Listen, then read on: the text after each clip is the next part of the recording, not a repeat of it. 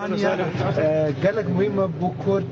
لتبعية كردستان هرشان عادي كردستان جبرو كرد لدربجي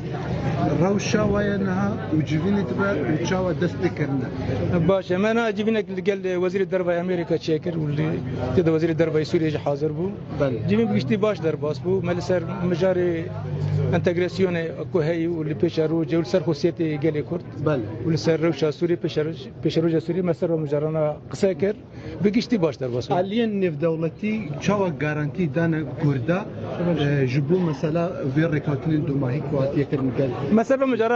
اخفت وانا اجي نسكبني اخويا اريني دانا اخويا جبين دي شاوى اللي قال كي دبن صبا ولا قال لك جبين هنا صبا جيون قال لك جبين هنا نها رجافات شوي يعني نها رجافات يعني كوباني هو قمش يعني بقيشتي اقرب بس لك هي اللي بسكريك يعني ام جهود الدن باب بسكريك انا تشارة سربك يكي اوروبا دخوازي يعني هاري كاريان كردان ما بكال رجافا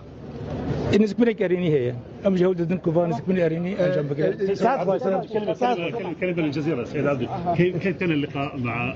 مع القيادة السورية؟ كيف هي المخرجات؟ كيف هي الاجتماع كان اجتماع مشترك مع وزير خارجية امريكا بحضور وزير الخارجية السوري وكان بشكل عام الاجتماع كان ايجابي. شكرا.